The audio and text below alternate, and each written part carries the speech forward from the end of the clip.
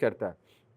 کچھ لوگ کی اگر دعا قبول نہیں ہوئی کسی معاملے کے اوپر، وہ کسی معاملے میں بہت دعا کر رہے ہیں، انہوں نے بہت گڑ گڑا کے اس معاملے پہ دعا کی، اللہ کو بتایا بھی کہ اللہ مجھے بہت ضروری ہے یہ کام ہونا میرے لیے، ٹھیک ہے اس کو کروا دے، لیکن وہ نہیں ہوا، دعا قبول نہیں ہوئی. تو قرآن ہمارا پرسپیکٹیو اس طرح سے چینج کرتا ہے کہ دیکھو ابراہیم السلام کی بھی تو دعا نہیں قبول ہوئی.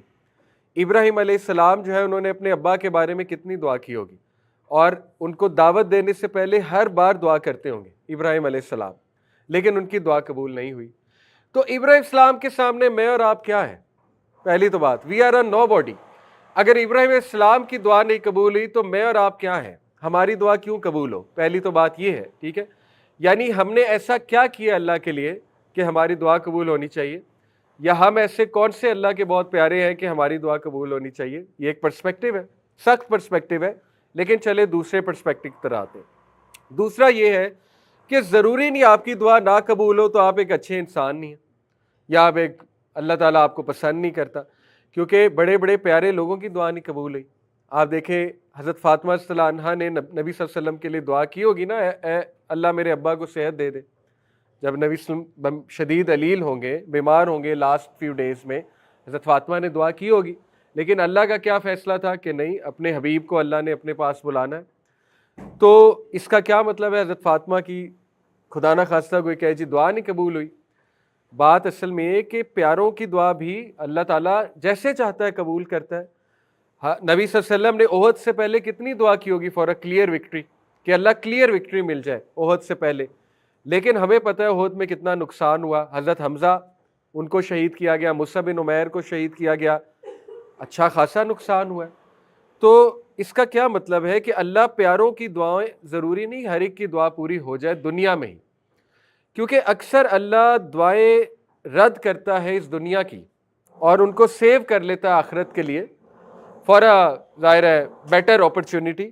دوسرا، اللہ جب آپ کی دنیا میں کوئی دعا قبول نہ کرے ایویڈنٹلی، ویسے تو دعا ہمیں پتہ ہے قبول ہوتی ہے آخرت کے لیے سیو ہو جائے گی، لیکن لیٹ سے کہ دنیا میں نہیں ہوئی قبول، تو یہ اللہ کا طریقہ ہے آپ کی آخرت کے ساتھ ایفیلیشن بنانے کا.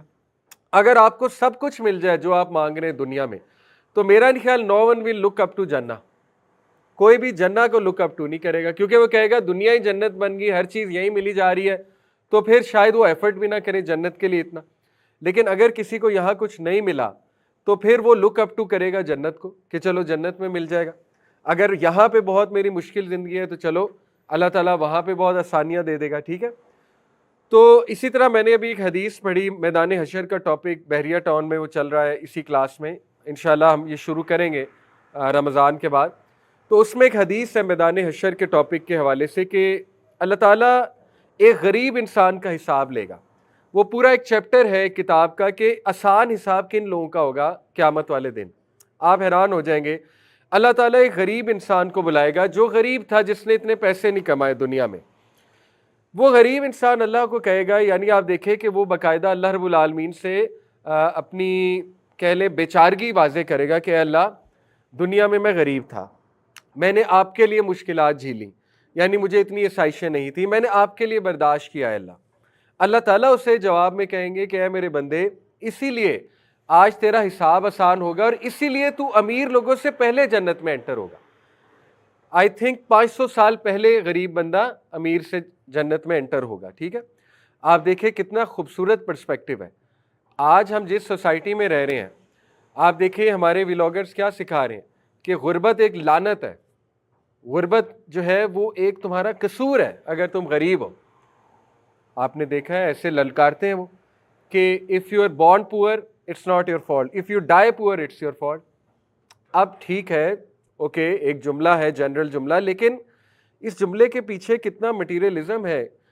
اور پھر سنگرز اس طرح کی البم نکالتے ہیں گیٹ رچ اور ڈائی ٹرائنگ، کہ یا تو امیر بن جاؤ یا پھر just die death as a پور. تو قرآن تو یہ پرسپیکٹو بتاتا ہے کہ غریب لوگ پہلے جنت میں جائیں گے. غرباء کو تو کتنا زیادہ ایج ہے، قیامت والے دن ان کا حساب بھی آسان ہوگا، ٹھیک ہے. اس کا یہ مطلب نہیں ایفرٹ نہ کی جائے، اس کا یہ مطلب نہیں غریب ہی بندہ کہے جی میں غریب ہوں میں غریب ہی رہوں گا. بھائی آپ ایفرٹ اپنی کرو، لیکن ایفرٹ کے باوجود بھی اگر یو آر ناٹ سکسیسفل، آپ کا بزنس نہیں چل رہا، آپ کو کوئی لیٹ سے اچھی جاب اتنی نہیں مل رہی، تو پھر سمجھ جاؤ کہ